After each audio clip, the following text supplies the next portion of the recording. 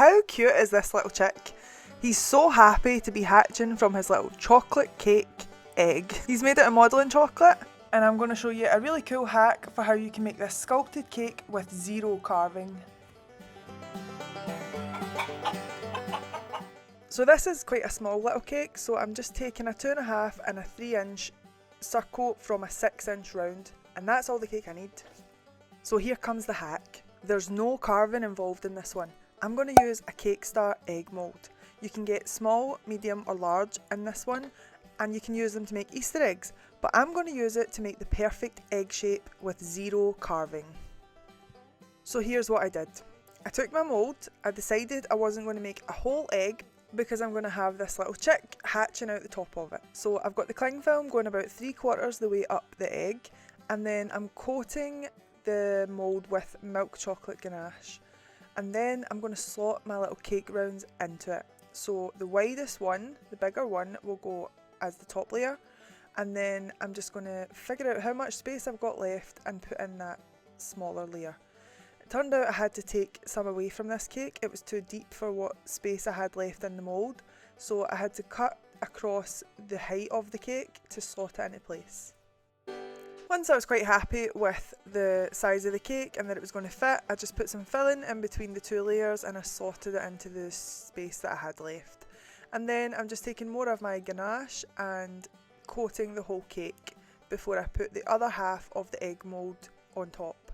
So these come as a pair when you buy them from Cake Star, so it's really good. And I'm just going to bulk out the ganache so that it touches the edge of that second half of the mould. And then I just put it in the fridge. So let's make this chick. I've got Sweet Success white modelling chocolate, and I've dyed parts of it yellow for the chick, orange for the beak. I've got a little bit white for its belly, and I've got a little bit of white Saracino modelling paste, and that's going to be for the eyes, just because it's a little bit firmer when it's set than the modelling chocolate.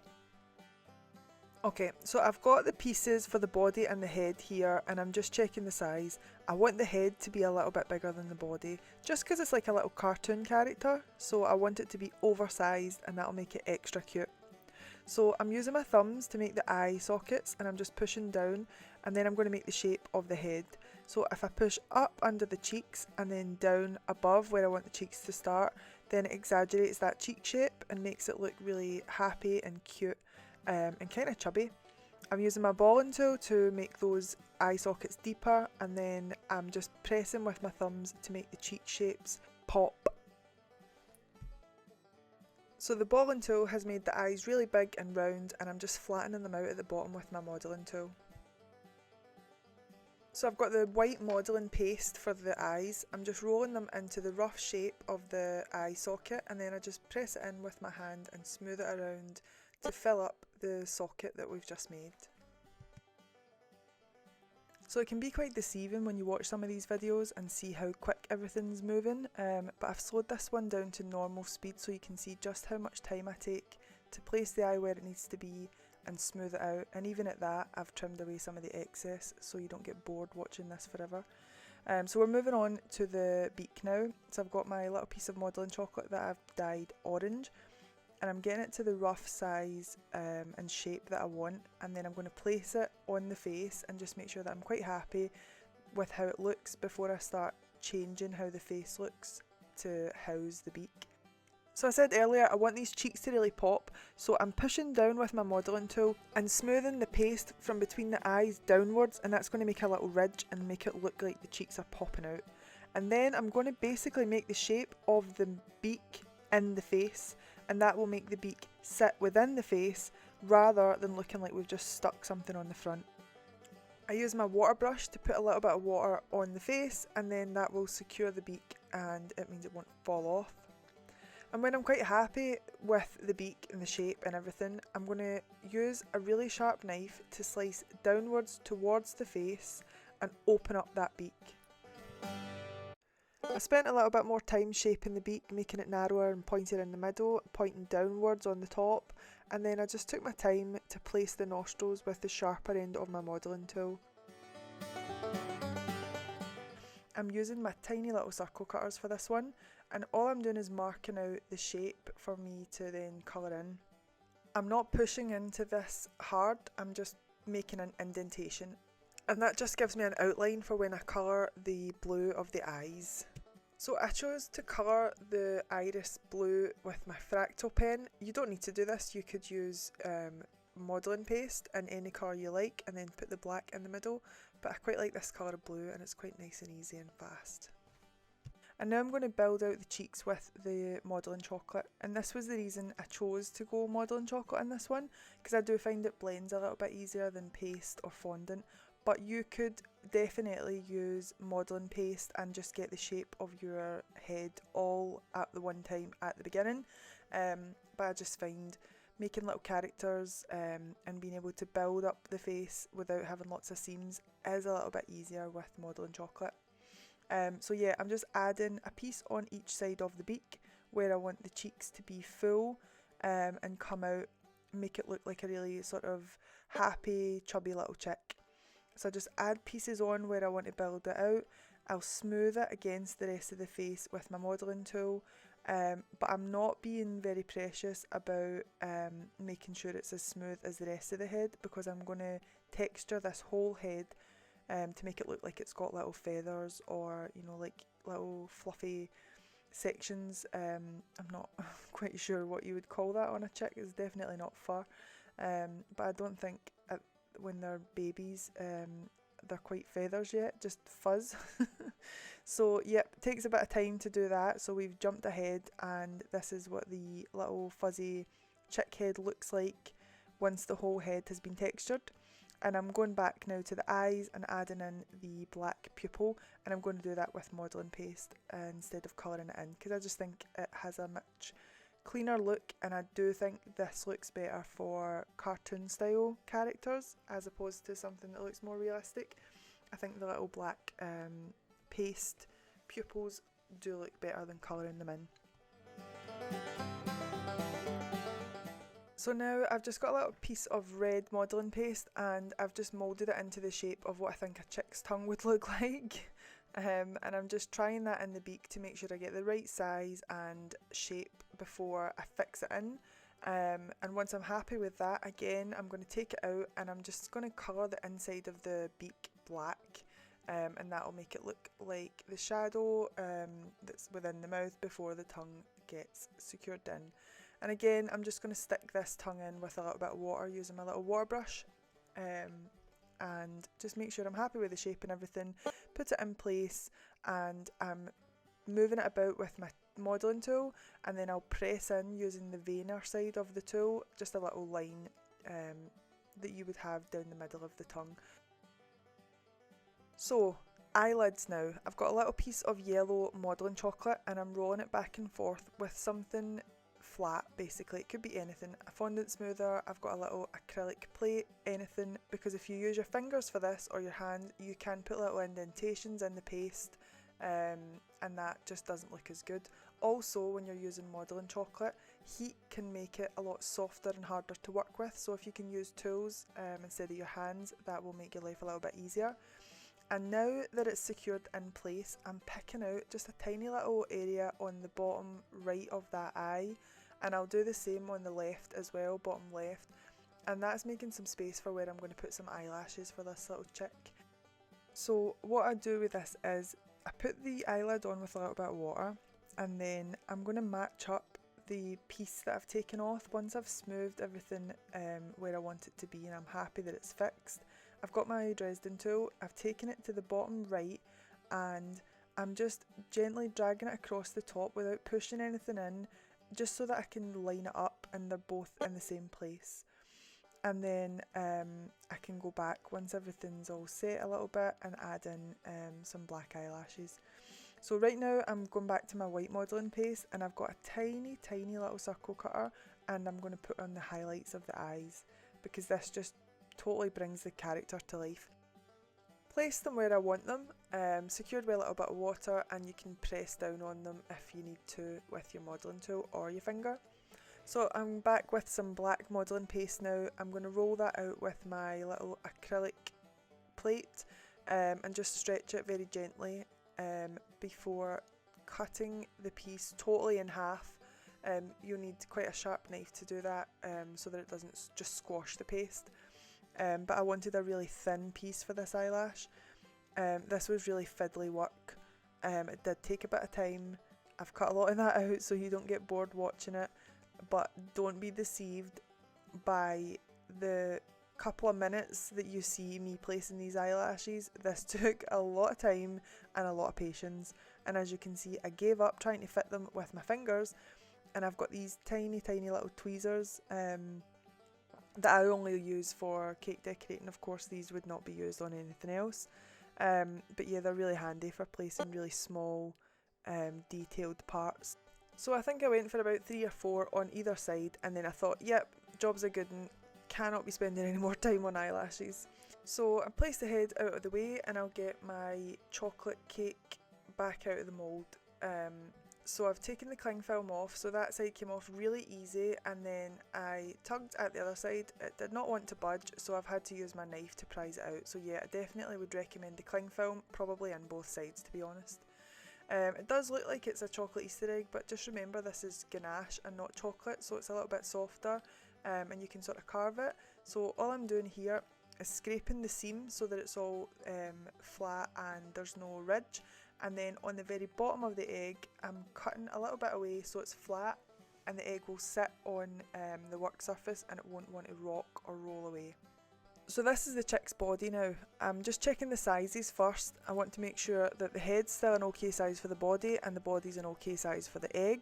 And then I'm making a lip on the back of this body that's going to hold the head in place. And then I'm back to texturising the whole thing. And again, jumped ahead because it does take a bit of time to put individual lines around the whole piece. Once I'm quite happy with that, I've got the white piece, and this is the modelling chocolate now, it's not the modelling paste, so it's a little bit softer. And I've got a little oval shape, a little egg shape that's going to go on the sort of breast and belly of the chick. And I'm just making sure I'm happy with the shape and size. I'll pinch off the piece at the bottom and slice it with the knife so it's nice and smooth. And then I'll go back over that whole area and I'm going to texture it to make it look like little ruffled feathers. So I'm starting out with a Kemper tool, and I'll do the whole piece with the Kemper tool. I then went over it just in places with the Dresden tool, and now I've got little nail scissors. So what I'm doing here is I'm pushing the flat edges of the nail scissors into the paste. I'm not cutting in towards the body, I'm cutting against the body, and it just pushes out a little feather shape, and then I can push that up and ruffle it. And that's how the chick looks once we've got the body and the head. So the head's quite flat. I've been working top down so you can see everything that's happening, but that obviously gives us quite a flat shape. So I'm going back with a big piece of modelling chocolate and I'm going to bulk out the back of the head and give it a more rounded shape. So I'll just pinch the modelling chocolate against the existing piece until I know that it's nice and secure. I'll rub it down across that seam to try and blend it, and just generally rub over the whole area to smooth it out. I'm not spending too much time trying to blend away that seam though, because I'm going to add all that texture again and that will cover the seam. So I'm just using my Dresden tool, the veiner side, and just pressing it into the head and dragging it back, and I can just fluff up any areas that I want with the pointed side as well.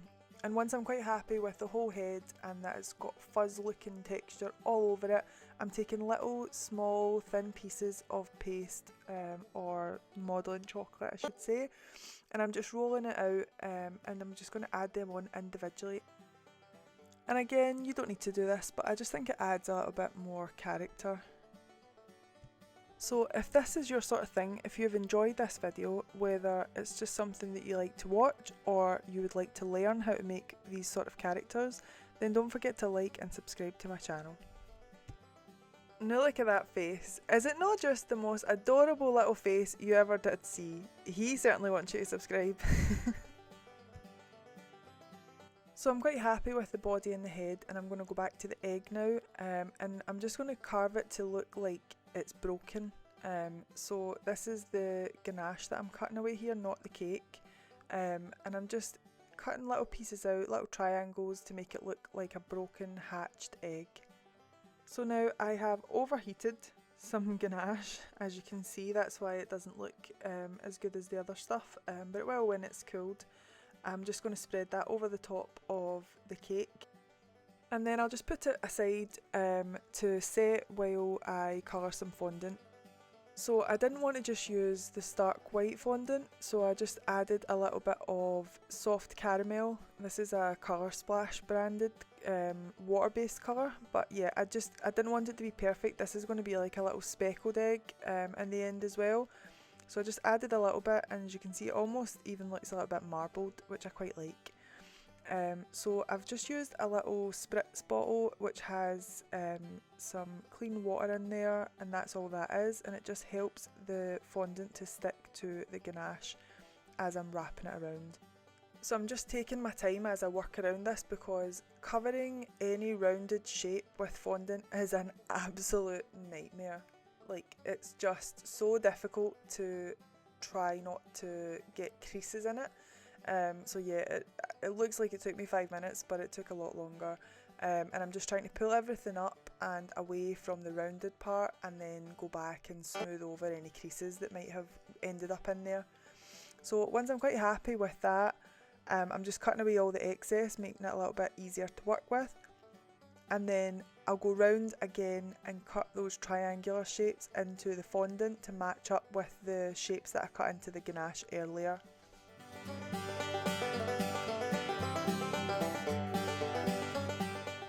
Another piece of fondant is going to go on top, and that's just going to cover that last piece of cake and ganache that's still exposed.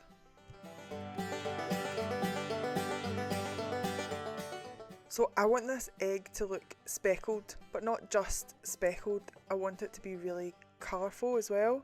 So I've got it on some baking paper just to protect the area around about it, and now I'm just going to take some dust colours out and we're going to splash all over it.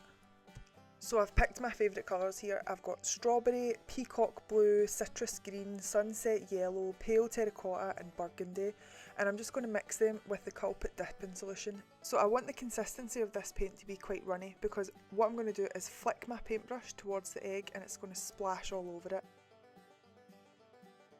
So the more dipping solution that you use, the runnier the paint will be, and if you use more dust, it'll be thicker. So if you were going to paint this on, then you might want it to be a nice thick paint consistency, but because we're splashing it on, I want to use a lot more dipping solution. You can also use clear alcohol or lemon essence if you don't want to use any alcohol, but this is really good because the dipping solution has such a high alcohol content that we can make a really runny paint like you can see in the palette there, and it will dry really quickly.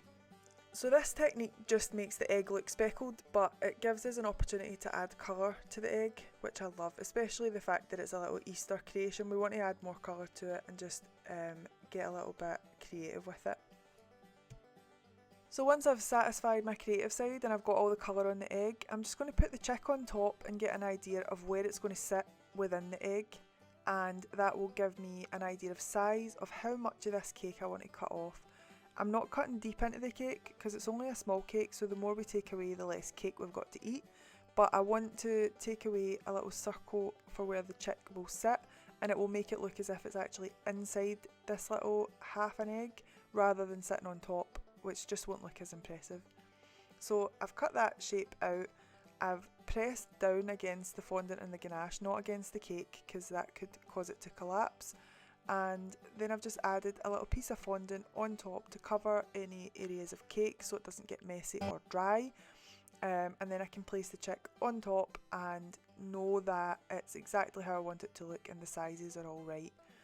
Once I've done that, I'm going back over with some edible dust. This colour is milk chocolate, and all this does is create a shadow again to make it look like the egg is hollow. So it'll look really impressive, but we haven't had to take lots of cake out to make it look like a hollow egg. And then I can just place the chick in place for the final time, and it can stay there now. So I've got some more of the yellow modelling chocolate that I mixed up earlier. I've just flattened that out a little bit and cut it to it's basically like half circles, but I'm now going to use my scissors and my craft knife to cut out the shape of some feathers. I'm pushing those feathers up with my craft knife and using my Dresden tool to mark some little lines in the middle of each feather. and then I can hold it against the chick and make sure I'm quite happy with the shape and the size. And I decided to add a couple more layers of feathers to each wing, just to bring it to life before I fixed it against the body of the chick. The wings are secured against the body just with a little bit of water, and if you hold them in place and they're not too soft, they should set just fine. You shouldn't need to put anything inside of them. And that is pretty much it. Once the wings are secured, this little guy is good to go and he's all done. I've just secured his head on with just a little bit of paste underneath and a little bit of water, and he's ready to go on a gorgeous pink cake board alongside some little nest cakes I made with my son. If you enjoyed this video, please like it and subscribe, and click on the next one where I show you how me and my son made these gorgeous little nest cakes which you can make with the kids.